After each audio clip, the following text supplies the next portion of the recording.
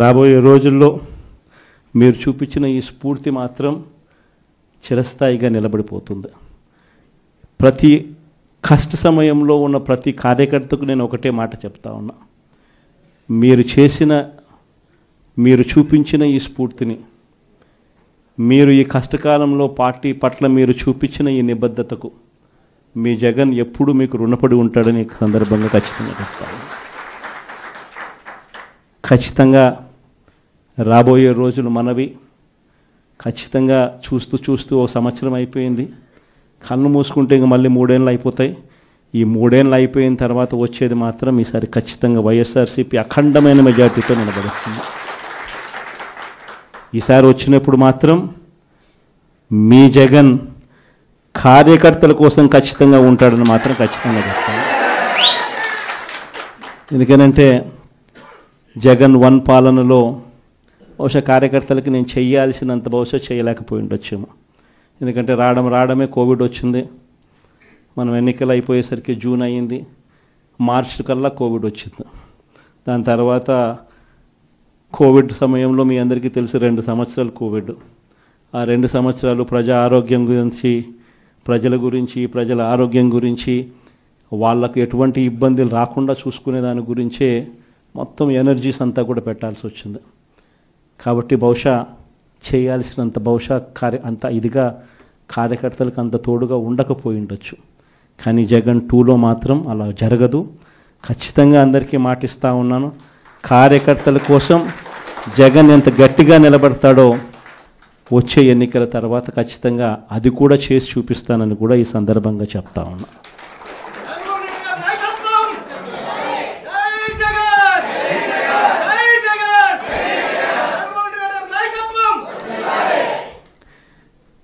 చంద్రబాబు నాయుడు గారి మాదిరి ఆయన మోసాలు నిజంగా ఈ మధ్యకాలంలో క్లైమాక్స్ అనేది మీ అందరికీ బహుశా తెలిసే ఉంటుంది. మొన్న ఈ మధ్యకాలంలోనే క్లైమాక్స్కి చేరినాయి. మామూలుగా చంద్రబాబు నాయుడు అనే వ్యక్తి అబద్ధాలు చెప్తాడు, మోసం చేస్తాడు అన్నది మనందరికీ కూడా బాగా తెలిసిన విషయాలే. అయినా కూడా ఎందుకో మొన్న సందర్భంలో చంద్రబాబు నాయుడు గారిని పొరపాటున నమ్మి ఆశకులోనే పొరపాటున కొన్ని తప్పుడు అడుగులు పడ్డాయి. తప్పుడు అడుగులు పడి తెలుసుకున్న తర్వాత కనీసం చంద్రబాబు నాయుడు గారు ఇప్పుడన్నా మారింటాడేమో అని చెప్పి చాలామంది ఎదురు చూశారు. కానీ ఆ మారడం అనేది మారలేదు. ఈ మనిషి ఎప్పుడు ఈ మనిషి ఇంతే అని చెప్పడానికి మొన్న ఈ మధ్యకాలంలో ఆయన మాట్లాడిన మాటలు P4 అంట, గుర్తుందా? P4 అని కొత్త మోసం తీసుకొచ్చినాడు. ఆశ్చర్యకరం ఏంటంటే P4 విధానం అంటే ఏంటంటే సమాజంలో ఉన్న 20% పేదవాళ్ళ బాగోగులన్నింటినీ 10% సంపన్నులకు అప్పగిస్తాడట. అసలు ఈ మనిషి ఏం మాట్లాడుతున్నాడో నాకే అర్థం కాల రోజు చెప్పిన తర్వాత. అసలు రాష్ట్రంలో ఎన్ని వైట్ కార్డ్స్ ఉన్నాయో చంద్రబాబుకు తెలుసా అని అడుగుతా ఉన్నా. వైట్ కార్డ్ అంటే ఏంది? తెల్ల బియ్యం కార్డ్ అంటే ఏంది?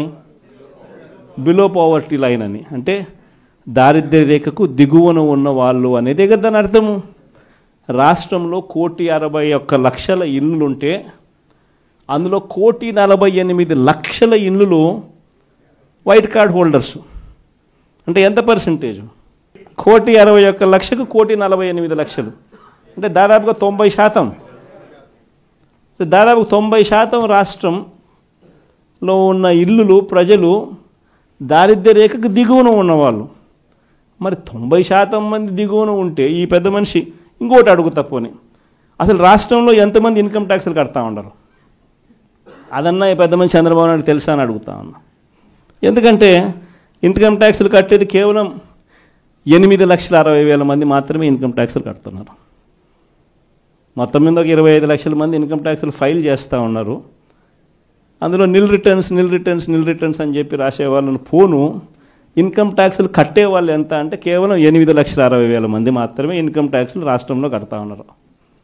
మళ్ళీ 8,60,000 మందికి 1,48,00,000 మందికి అప్పచెప్పాలి కదా. నిజంగా అదే ఆయన చెప్పే P4 అంటే కూడా అక్కడ కూడా మళ్ళీ మోసమే. కేవలం 20% అంటాడు,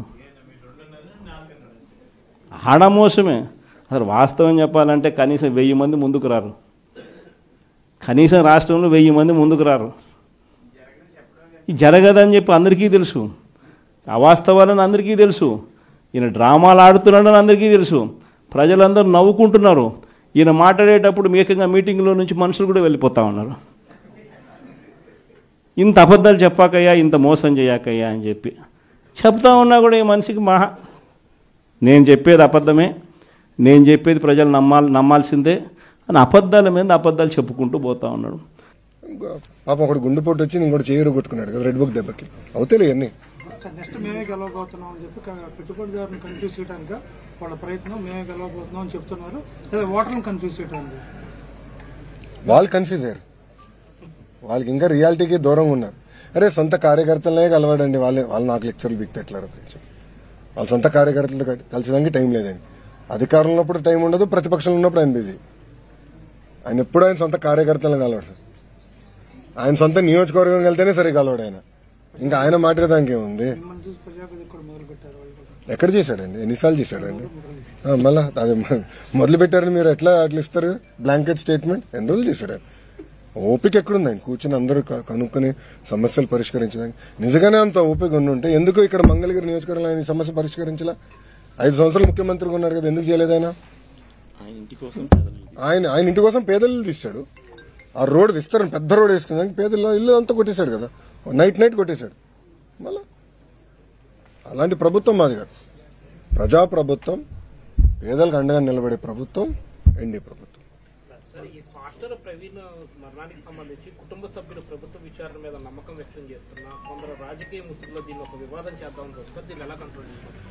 నేను గతంలో కూడా చెప్పాను, మాతో ధీటుగా పోటీ పడలేక కుల మత ప్రాంత విభేదాలు రెచ్చగొట్టి రాజకీయ లబ్ధి పొందాలనేది వైకాపా లక్ష్యం.